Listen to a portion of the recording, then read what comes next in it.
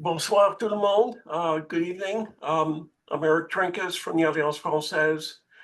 Welcome to our talk this evening by Denise Berube, who will be talking, as we said, on about Aristides de Souza Mendes, and as her title says, Journey on the Road to Freedom. I will turn it over to her in a moment. She is a middle school French teacher in Middlebury, but her primary interest here is that she's been interested in things related to the Holocaust for a long time. And she's going to bring to us an individual that most of us, including myself, did not know about, who was a key feature in the French side of the Holocaust.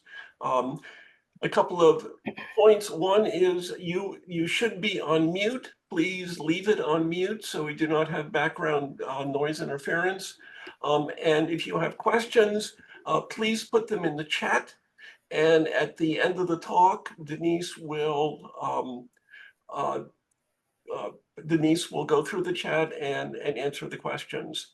So without further ado, I will turn it over to Denise. À toi. Merci Eric. Bonsoir à tout le monde. Avant de commencer, j'aimerais remercier Eric de m'avoir invité à vous parler aujourd'hui d'un voyage fait l'été 2023 et de ce que j'ai appris au sujet du diplomate portugais Aristide de Sousa Mendes. C'est une histoire inoubliable et remarquable qui est peu connue aux États-Unis, mais comme vous le verrez, c'est une histoire qui mérite certainement de l'être. Sousa Mendes nous a laissé une histoire qui mérite d'être connue et un exemple qui mérite d'être suivi. Le voyage que j'ai fait s'appelle Journey on the Road to Freedom 2023, organisé par le Sousa Mendes Foundation de l'État de New York. Tout d'abord, j'aimerais dédier ma présentation à Simon Barenbaum qui nous a quittés le mois de novembre dernier à l'âge de 97 ans et demi. Il a fait naître en moi, à cause des histoires de ses expériences, cet intérêt pour la Deuxième Guerre mondiale et surtout pour l'Holocauste. Tout comme Sousa Mendes, Simon nous a montré comment vivre sa vie avec courage et ténacité, avec le respect de l'humanité et la joie et la chanson dans son cœur. Il nous a enseigné et accompagnés. Et je suis bien reconnaissante de l'avoir connu pendant plusieurs décennies de ma vie. Comme Sousa Mendes, Simon nous a laissé un exemple inspirant à suivre. Merci Simon. Je tiens aussi à vous montrer le monument qui existe actuellement à Draguignan en France pour commémorer la participation de Simon aux efforts de la résistance française en août 1944. Tout comme Aristide de Sousa Mendes, Simon a fait tout ce qu'il a pu pour résister à la haine et à la terreur des nazis. J'ai pu admirer son monument lors d'une visite à Draguignan en 1997. Et si vous passez par Draguignan un jour, le monument se trouve au 43 avenue Lazare Carnot. En mars 2023, j'ai eu la chance de voir une petite annonce de journal qui parlait du Vermont Holocaust Memorial. On annonçait une conférence à Woodstock pour les enseignants au sujet de l'Holocauste. Étant donné mon intérêt pour ce sujet, je me suis inscrite. Et dans le dossier fourni par les organisateurs, j'ai trouvé l'annonce de Journey on the Road to Freedom, organisée par la Fondation Sosa Mendes. On y faisait référence au diplomate portugais et à son geste extraordinaire pendant la Deuxième Guerre mondiale. J'avais jamais entendu ce nom. Qui était ce diplomate portugais et de quelle histoire s'agissait-il? L'annonce disait d'ailleurs que le public était invité à se joindre au groupe. D'une part, ça me donnait la possibilité d'en apprendre davantage au sujet de la Deuxième Guerre mondiale et de l'autre part, ça me permettait de visiter le Portugal, un pays que j'avais toujours voulu voir. Et comme ça faisait déjà 26 ans depuis mon dernier voyage en Europe, je me suis inscrite. Je dois ajouter que dans mon enseignement à Middlebury Union Middle School, on cherche toujours à établir une fondation de compassion et de respect. Mais je trouvais que le climat post-pandémique montrait tout à fait le contraire. Un manque de respect, de tolérance et de compassion envers son voisin. Je me disais que je pourrais peut-être partager avec les élèves cette histoire que j'allais apprendre. Et quelle histoire! Je connaissais pas bien la ville de Bordeaux, bien que je l'ai déjà visitée, et c'est le site du départ du voyage de la Sosa Mendes Foundation au mois de juillet l'année dernière. C'est aussi la ville où Sosa Mendes était nommé consul général en janvier 1938. Avant de vous parler de son acte courageux, je dois commencer un peu plus loin dans le passé pour vous parler de sa carrière impressionnante, de sa vie et de sa famille. Aristide et son frère jumeau César sont nés en juillet 1885 à Cabanas de Viriato au Portugal. Dans cette photo, on voit ses parents, José et Maria Angelina, avec leurs 3 fils. Aristide est à gauche. Le père, José, était juge à Coimbra. C'était une famille aristocratique, catholique, qui menait une vie aisée. Voici Aristide et César en 1907, quand ils étaient, eux aussi comme leur père, étudiants de droit à l'université de Coimbra au Portugal. Tous les deux ont choisi une carrière en service diplomatique. En 1908, Aristide a épousé Angelina, sa cousine et une amie d'enfance. Ici, on le voit dans sa première photo officielle en 1910 à l'âge de 25 ans. En janvier 1911, il est nommé consul portugais au Zanzibar, à l'est de la Tanzanie, en Afrique.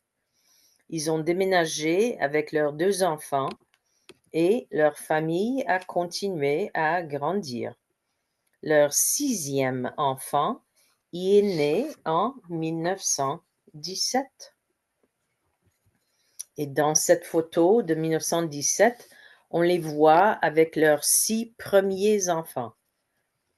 Comme vous voyez, ils adoraient les enfants. C'est aussi en 1917 que Sosa Mendes est nommé consul portugais au Brésil, en Amérique du Sud. En janvier 1921, il est nommé consul général à San Francisco, aux États-Unis. Ici, on le voit en 1922, il est âgé de 37 ans. Sa carrière diplomatique l'a de nouveau amené au Brésil en 1923, puis en Espagne en 1925. En 1928, il est nommé consul général en Belgique. Dans cette photo, on voit Sosa Mendes et Angelina avec 9 de leurs enfants en 1929.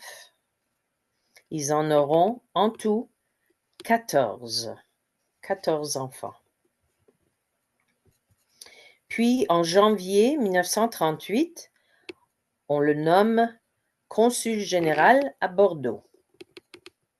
Il est à Bordeaux de 1938 à 1940. Pendant 2 ans et demi, il y a travaillé. En septembre 1938, avec sa femme et leurs enfants, ils sont arrivés à Bordeaux. Leur appartement se trouvait au 14 quai Louis XVIII. 2 des 14 pièces de l'appartement servaient de bureau du consulat. Ici, on voit l'ancien consulat portugais où la famille s'est installée. On voit aussi une partie du groupe dont j'ai fait partie. La flèche inférieure indique la plaque au mur du bâtiment, à droite de la porte d'entrée.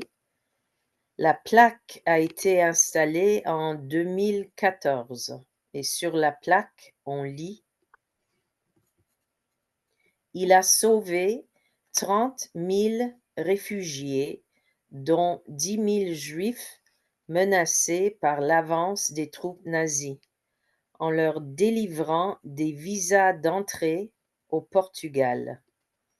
Désobéissant aux ordres de son gouvernement, il écouta la voix de sa conscience au détriment de sa carrière et de sa famille.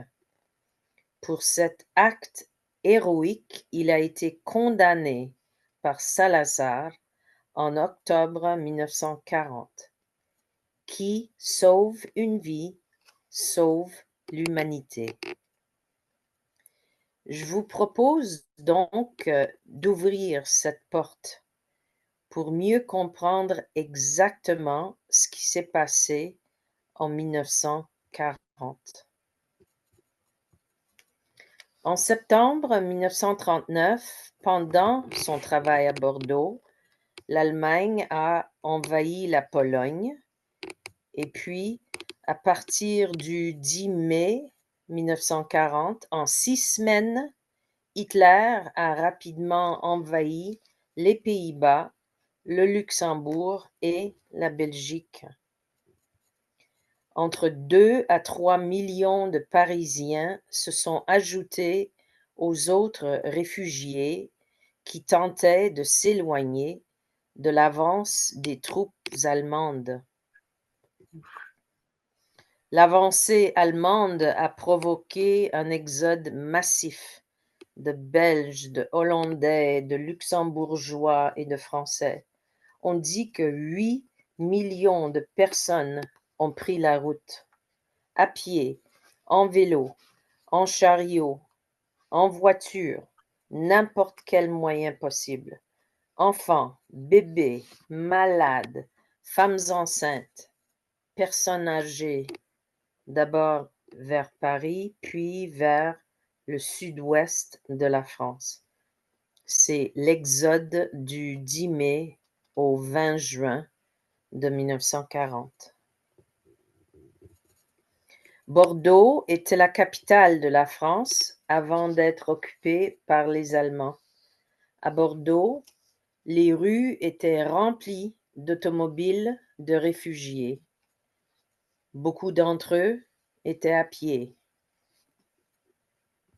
On estime que la population bordelaise est passée de 300 000 à 700 000.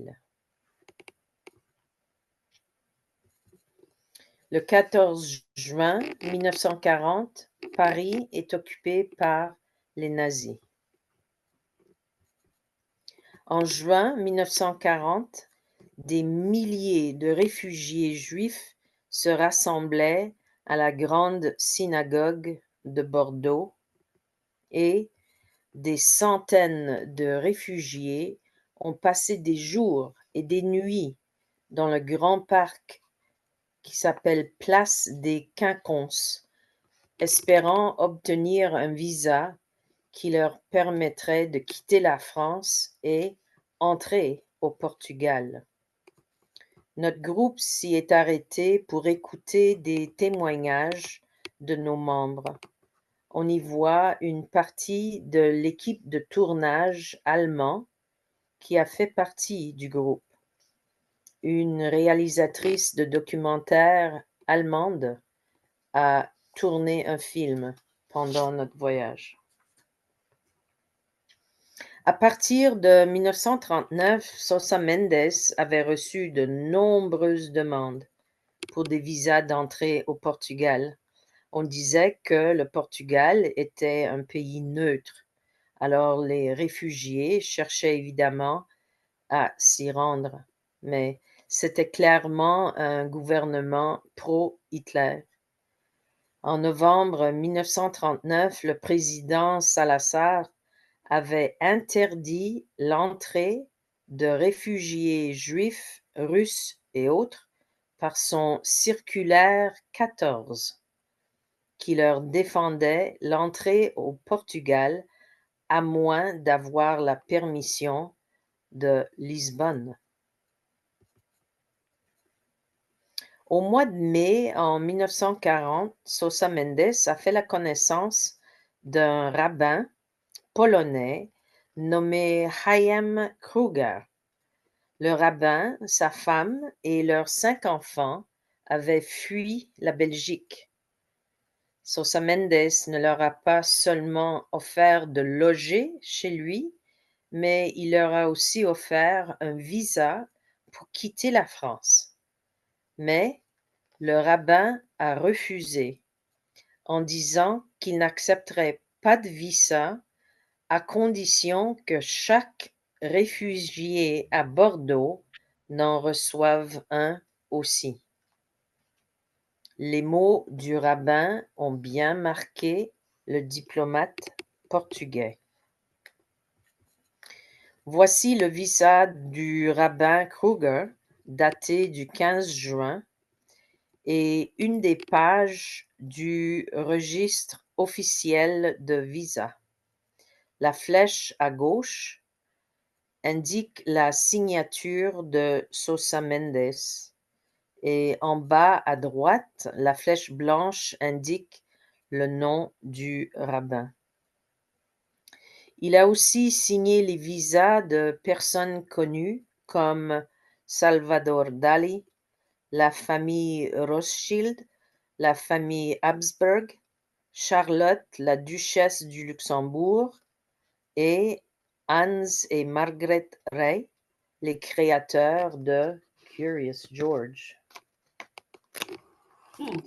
La plupart du monde connaît Curious George. La plupart des membres de notre groupe sont descendants de récipiendaires des visas signés par Aristide de Sosa Mendes. Un seul membre du groupe avait lui-même, à l'âge de 5 ans, obtenu un de ces visas tant désirés. Voici 2 de ces précieux visas que j'ai bien étudiés dans le car pendant notre voyage. Le 13 juin, Sosa Mendes a écrit à son beau-frère Silverio, lui avouant qu'il passait par une période terrible et qu'il avait fait une crise de nerfs. Du 14 au 16 juin, il a passé 3 jours renfermé dans sa chambre. Il a passé beaucoup de son temps à prier, souvent avec Angelina.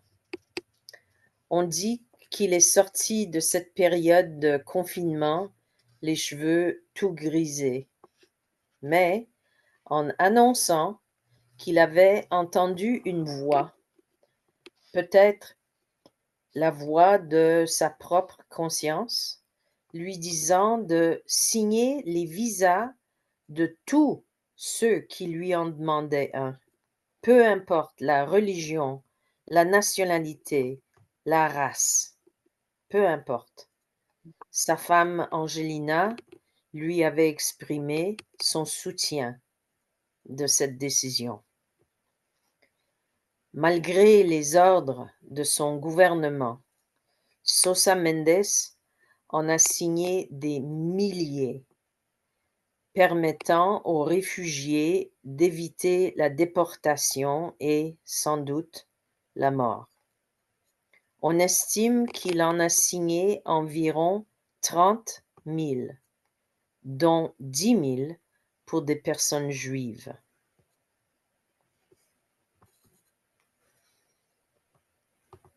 Il en a signé à Bordeaux et aussi à Bayonne, où, avec son collègue Manuel de Vieira Braga, ils ont continué leur travail. On voit ici quelques images de la belle ville de Bayonne. Ici, on voit l'ancien consulat de Bayonne au sud de Bordeaux, où il a continué à aider les réfugiés et à signer des visas. Ces deux photos montrent l'escalier à l'intérieur du consulat où des centaines de personnes attendaient leur tour pour voir le consul et lui demander un visa. Les gens s'entassaient dans ces escaliers étroits qui menaient au bureau. Ils ne sortaient pas de la file, ni pour manger, ni pour boire, de peur de perdre leur place dans la queue. On voit à droite une femme, une des guides de notre groupe, qui s'appelle Cookie Fisher, qui tient le visa de sa mère, une réfugiée parmi les milliers qui avaient réussi à en obtenir un.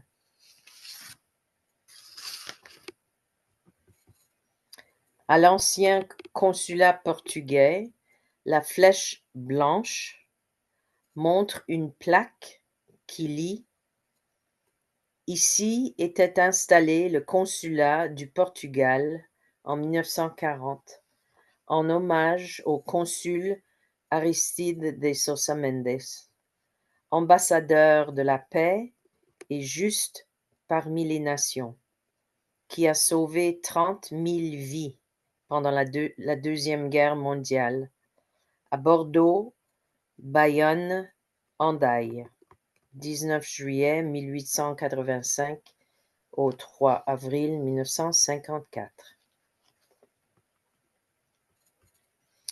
Voici notre groupe devant l'ancien consulat de Bayonne. Les flèches blanches montrent Monsieur Cassier, récipiendaire d'un visa à l'âge de 5 ans, et aussi Yann, à droite, l'arrière-petit-fils d'Aristide. Monsieur Cassier et sa femme ont fait ce voyage accompagnés de leurs enfants. Il y a à Bayonne une rue nommée en hommage à Aristide de Sousa Mendes. Et voici Yann devant cette plaque qui honore son arrière-grand-père. On est remonté dans le car pour descendre à Hendaye, la dernière ville française avant la frontière espagnole. On a trouvé une très jolie station balnéaire, très jolie. Les réfugiés, eux aussi, continuaient vers le sud. On y trouve le pont de la Liberté qui lie la France à l'Espagne. À gauche, me voici enjambant la frontière française-espagnole. Je viens d'un village sur la frontière du Canada et j'ai quelques photos faisant la même chose, enjambant la frontière. Sarsa Mendes est descendu jusqu'ici pour aider les détenteurs de ces visas à traverser la frontière en sécurité. Alors, il a continué son travail à Hendaye, bien que le dictateur ait déclaré ce circulaire 14 qui défendait la signature de visa. Dans cette vieille image, on voit des immigrants de Bordeaux à la frontière espagnole, près de la rivière Bidasoa à Hendaye. Malgré les efforts de son gouvernement à Lisbonne, Sousa Mendes a frénétiquement poursuivi ses efforts de secours des réfugiés. Il a même appelé son collègue à Toulon d'en faire de même. À Hendaye, on trouve une pierre commémorative qui honore le consul portugais Sousa Mendes. Puis, le 22 juin 1940, Salazar a ordonné que Sousa Mendes arrête de fournir des visas. Et 2 jours plus tard, le 24 juin, il lui a ordonné de quitter la France et de rentrer au Portugal. Son acte de désobéissance lui a coûté cher. Cependant, il avait suivi sa conscience pour sauver de la persécution autant de gens qu'il ne pouvait, grâce à sa position. C'est en octobre 1940, à son procès, qu'il a expliqué qu'il n'aurait pas pu faire autrement, voyant la souffrance des réfugiés, lui, père d'une si grande famille. On lit ces mots: « J'aurais pas pu agir autrement et j'accepte donc tout ce qui m'est arrivé avec amour. » Mais le Portugal l'a trouvé coupable de désobéissance. En janvier 1941, dans une lettre à son avocat, Sousa Mendes a avoué qu'il avait désobéi, mais qu'avant tout, il avait toujours essayé de suivre la loi du Seigneur, d'aimer son voisin. On lit une autre citation de Sousa Mendes. Il dit: « Je me tiendrai aux côtés de Dieu contre l'homme, plutôt qu'avec l'homme contre Dieu. » Salazar a mis fin à sa carrière diplomatique sans pension. On a interdit à ses enfants de poursuivre leurs études au Portugal et, malgré sa longue carrière distinguée, Sousa Mendes a vécu en pauvreté jusqu'à sa mort. Il était obligé de vendre les meubles de sa maison pour se financer, obligé de brûler les portes et le bois de sa maison pour se chauffer. Puis, éventuellement, les banques ont saisi sa maison qu'il appelait Casa do Passal. Ne pouvant trouver d'emploi pour soutenir sa famille, il se nourrissait aux soupes populaires de Lisbonne organisées par la communauté juive. En 1944, quelques semaines avant la fin de la guerre, les difficultés financières et l'humiliation lui ont causé un accident vasculaire cérébral qui l'a partiellement paralysé. Ses enfants et Angelina se sont occupés de lui.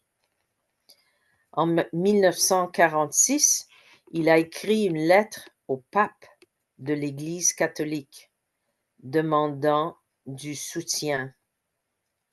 On ne lui a pas répondu. En 1948, sa chère épouse Angelina a fait une hémorragie cérébrale. N'ayant ni assurance ni argent, sans soins médicaux, elle n'a jamais repris connaissance. Elle en est décédée 6 mois après. Aristide de Sousa Mendes est décédé 6 ans plus tard, en avril 1954, à l'âge de 68 ans. Il est mort à l'hôpital franciscain pour les pauvres à Lisbonne. On l'a enseveli portant une tunique franciscaine, faute d'un manque de vêtements. Aucun journal portugais n'a publié d'avis de décès à son égard, ce diplomate prestigieux et altruiste.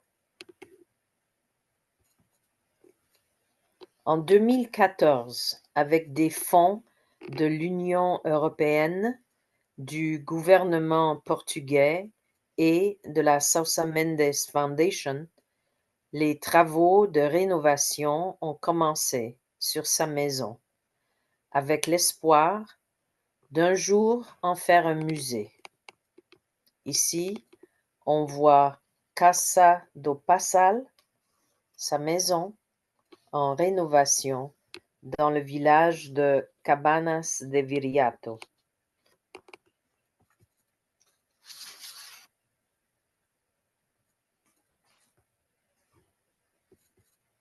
Les travaux continuaient pendant notre voyage en 2023. Néanmoins, on a pu y entrer et constater l'immensité de cet effort.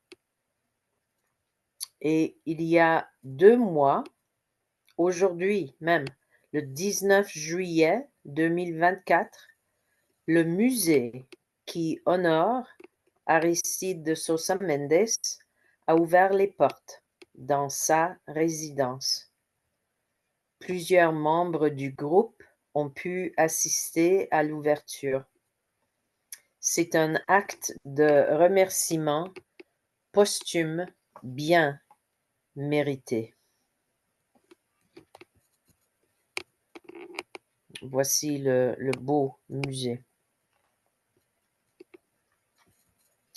Pour continuer les pas des réfugiés, notre voyage est entré au Portugal, à Vilar Formoso, le premier village portugais sur la frontière de l'Espagne. On s'est arrêté pour bien admirer la jolie gare et pour visiter le musée. En 2017, à Vilar Formoso, on a ouvert le musée qui s'appelle Vilar Formoso, frontière de la paix, où les expériences des réfugiés qui entraient au Portugal sont expliquées. Au musée, quelques membres de notre groupe ont affiché des photos de leur famille et des descendants sauvés par Sosa Mendes.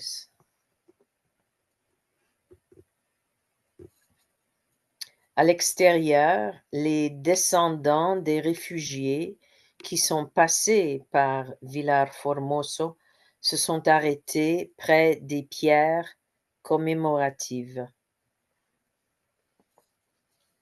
Il y a eu bien des moments très, très émouvants, très touchants pendant ce voyage. On voit dans la photo à droite les descendants et il y a Monsieur Marc Cassier qui est nommé lui-même sur une de ces pierres.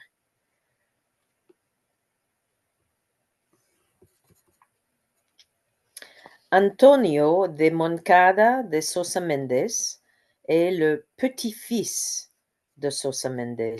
On le voit ici avec son épouse. Ils nous ont accompagnés à l'église et au cimetière de Cabanas de Viriato, où Aristide et Angelina sont inhumés.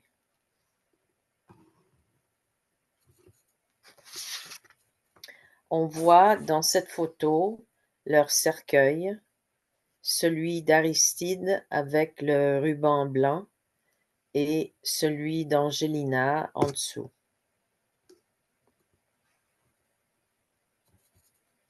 On a pu visiter le collège, le middle school du village, construit en son honneur. C'est l'école UNESCO Aristide de Sosa Mendes. Dans la cour extérieure de l'école, on trouve à gauche une pierre qui dresse une liste des lieux de son service diplomatique dans le monde. Au centre, une de ses citations et à droite, un buste à l'entrée de l'école. En descendant vers Lisbonne, le groupe s'est arrêté à Figueira da Foz, une jolie ville sur la côte atlantique, où des familles de réfugiés se sont installées pendant l'été de 1940. Puisque les Européens cherchaient pas à passer les vacances d'été au bord de la mer en 1940, ces appartements et ces maisons étaient disponibles. Alors, il y avait de la place pour les réfugiés. Le musée de la ville avait organisé une exposition commémorative de Sosa Mendes. On voit une affiche à gauche. Monsieur Cassier, dans la photo à droite, membre du groupe et récipiendaire d'un des visas Sosa Mendes, a trouvé la maison où, à l'âge de 5 ans, il avait vécu avec ses parents et ses grands-parents. Ici, on le voit avec sa femme et ses 3 enfants qui faisaient tous partie du groupe. Alors, c'était la maison où ils étaient restés. Le dernier arrêt du voyage était bien sûr à Lisbonne, où, en octobre 2021,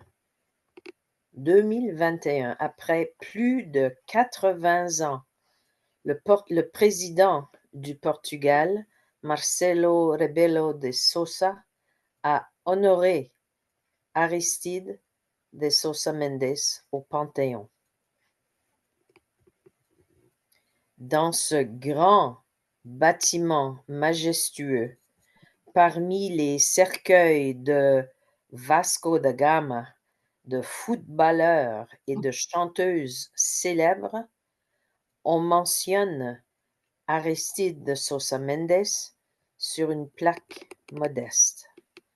Cet homme qui en a tant fait pour sauver la vie de milliers de personnes.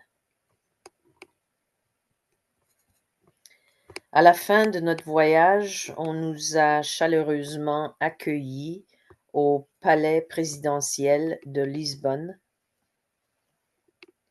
Le président Marcelo Rebelo de Sousa nous a gentiment serré la main, puis nous a parlé de l'héroïsme de Sousa Mendes et de l'importance de suivre son exemple. Dans la photo du centre, on le voit avec le petit-fils de Sousa Mendes à l'arrière-plan qui l'écoute attentivement. Pendant la réception, j'ai pu faire la connaissance du petit-fils Aristide à ma gauche. Il est nommé comme son grand-père. Et sa femme, Teresa de Sousa Mendes, à ma droite.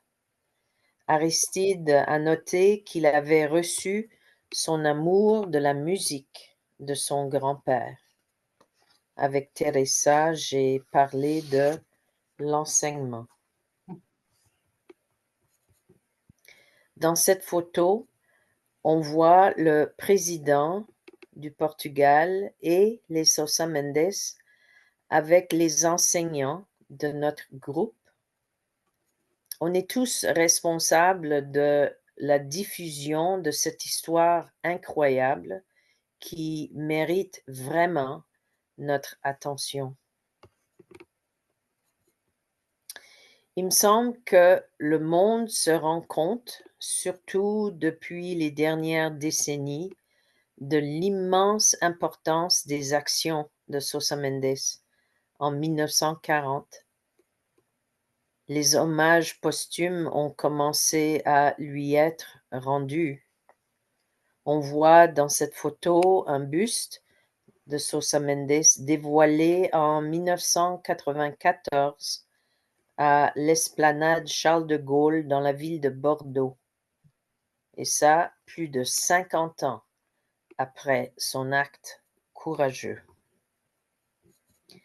Voici des descendants de quelques récipiendaires de Visa Sousa Mendes autour du buste. Il y a parmi eux, c'est la flèche blanche de droite, une seule personne qui est reçue de Visa de Sousa Mendes, M. Cassier. Il avait 5 ans quand il a quitté la France en direction du Portugal avec sa famille et ses grands-parents. La flèche blanche de gauche montre Yann, l'arrière-petit-fils de Sousa Mendes, qui nous a accompagnés pendant une partie de notre voyage. Me voici au début du voyage en train de lire et de traduire un texte de Julien Green au sujet de la situation terrible en France pendant la guerre.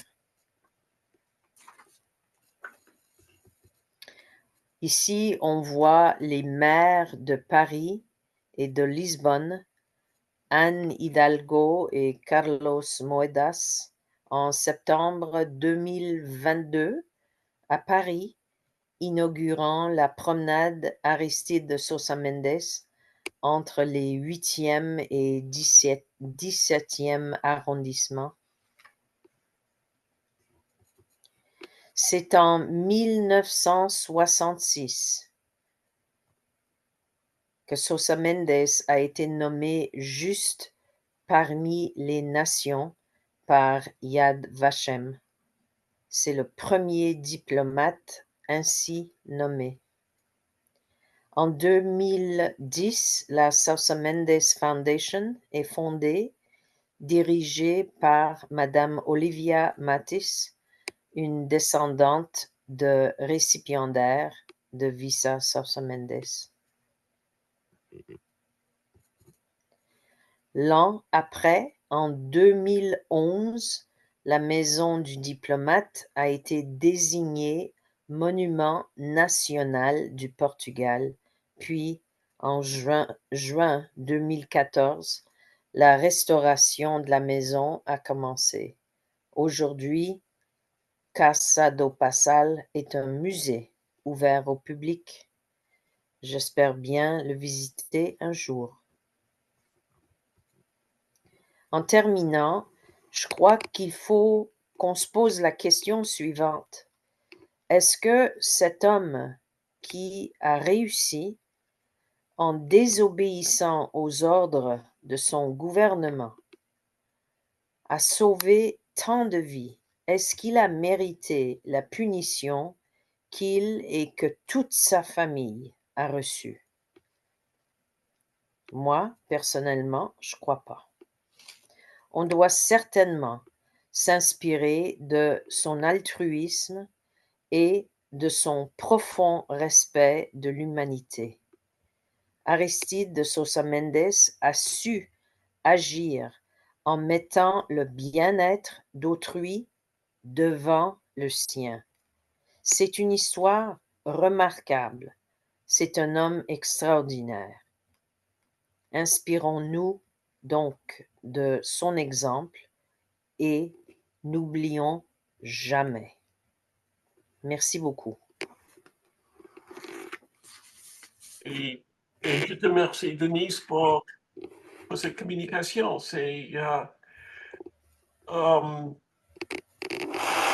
Moi, comme beaucoup d'autres, ne le connaissaient pas du tout.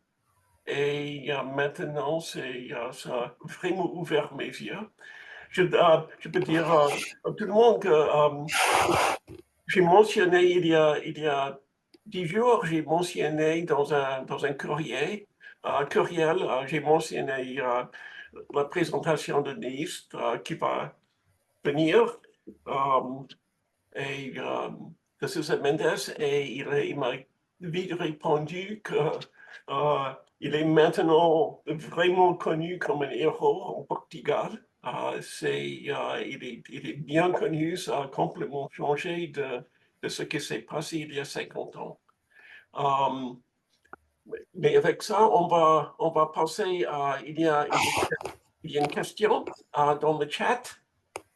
Euh,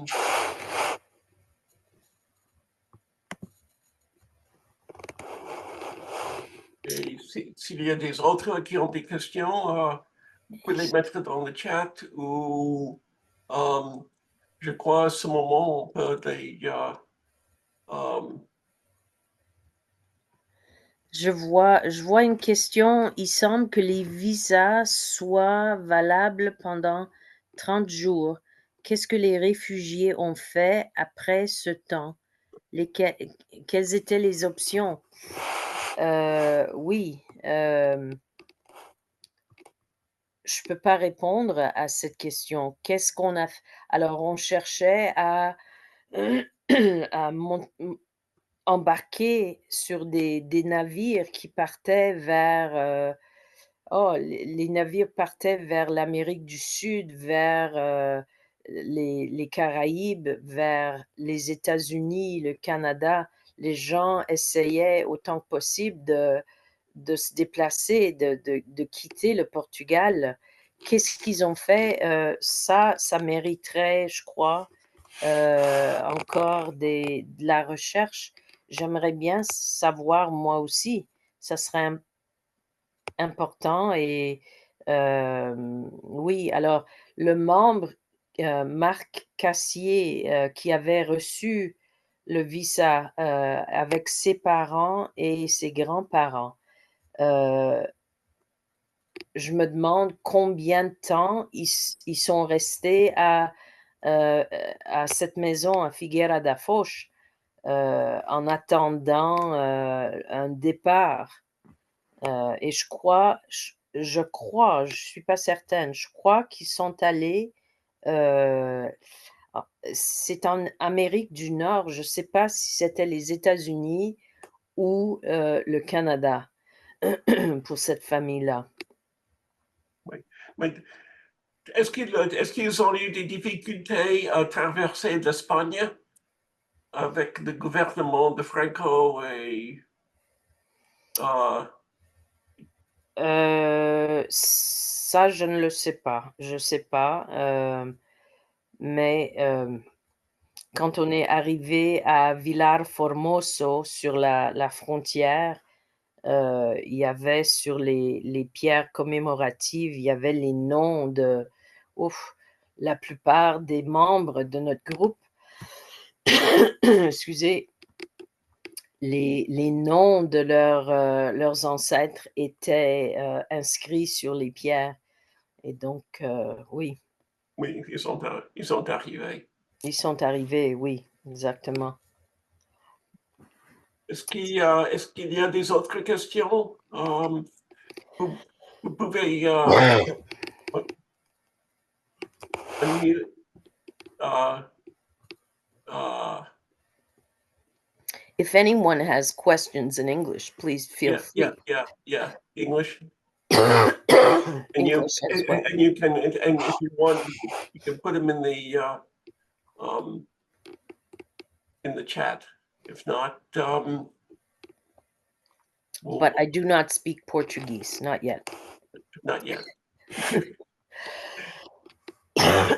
Excusez. Yeah. Okay. There's another one. En principe, le Yeah. Portugal était neutre. Mais est-ce que Salazar? Oui, Salazar. He was. On parlait, excusez, je perds la voix.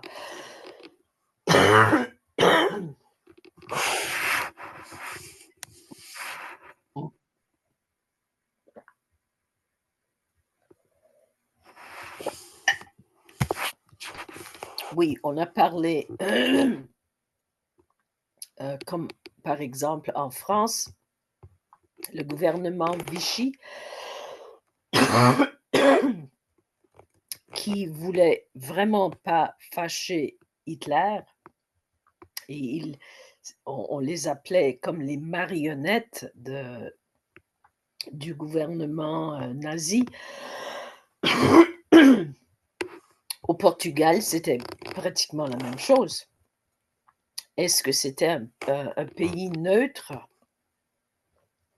Le circulaire 14 que Salazar a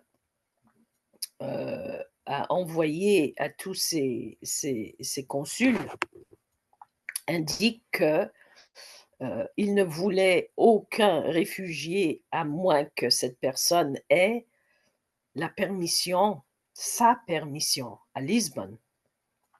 Et donc, est-ce que c'est la position d'un gouvernement neutre? Pas tout à fait. Pas tout à fait, non. Pas tout à fait.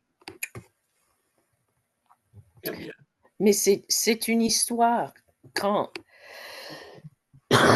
excusez, quand j'ai appris tout ce qui s'est passé en 1939 et en 1940 et la vie de Sosa Mendes, on a vu que c'est une histoire qui est méconnue, mais qui devrait être mieux connue aux États-Unis. Et il y avait une dame dans le groupe qui est écrivaine. Elle est américaine. Elle est en train d'écrire un livre pour les Américains pour qu'ils connaissent cette histoire. Je regrette, mais je perds la voix. Oui, mais l'année dernière, on a eu une présentation par Meg Ostrom sur un chirurgien belge dans les Pyrénées qui a aidé beaucoup de gens à traverser les Pyrénées pendant la guerre. Et je crois que la plupart, dès qu'ils étaient en Espagne, ils se sont dirigés vers le Portugal. Je crois que j'oublie le nom du chirurgien, mais lui-même, il est allé à Lisbonne et éventuellement il est arrivé à Londres et il a aidé l'effort militaire à partir de Londres. Donc, non, il y avait... Et je crois que tu as mentionné au début que deux des fils de Susan Mendes étaient parmi les forces américaines et anglais pour le débarquement en Normandie. Donc, ils ont dû eux-mêmes échapper du Portugal et aller en Angleterre. Mhm, mhm. Oui, oui, oui. Je me souviens dans le film Casablanca qui est sorti en 42, au début, ça parle de tout le monde qui fait son chemin au Maroc ou bien à Casablanca, quoi. Et c'était avec l'intention de prendre un vol pour Lisbonne. Et de Lisbonne, ils allaient réussir peut-être, s'ils étaient vraiment chanceux, de traverser l'océan et trouver la liberté de l'oppression et tout ça. Alors, je sais pas, c'est possible que j'ai fait une erreur, mais c'est intéressant que, dans ma mémoire au moins, c'était de Lisbonne que tout le monde avait la chance d'aller regagner sa vie, quoi. Oui. Et Oui, reprendre sa vie. au moins c'était connu à Hollywood. Pour faire un film, c'est le film de Bogart et Oh oui, oh oui. oui, Ingrid Bergman. Oh oui, il y a Ingrid Bergman, c'était assez bien connu. oui, oui. C'était utilisé Mais pour pour ça, je me demande si Salazar était d'accord que les gens arrivent d'ailleurs, mais c'est possible qu'il a interdit complètement que ces ambassades euh, servent pour distribuer des visas. Je ne sais pas. C'est quelque chose à découvrir, je dirais. Oui. OK. Mais je crois que certainement, ce sont les paroles du rabbin Chaim Kruger qui ont vraiment inspiré Sosa Mendes Ouais, c'est sûr, Oui. pour c'est sûr. signer autant de Moi, visas j'accepte pas possible. au moins que... Oui, incroyable. Bon, les héros. Les héros, je dois Oui. dire. Oui. Incroyable. Eh bien, Excusez. oui. Eh bien, Denise, merci. Et on va s'arrêter là. Euh, et merci infiniment de faire de donner cette présentation. Et, et ça va continuer. Tous les efforts de connaître et de reconnaître les gens comme José Mendes qui ont fait ces choses. Mhm, certainement. Oui, Merci de l'invitation. eh bien, bonne nuit. Bonsoir. Bonne soirée. Merci. Merci.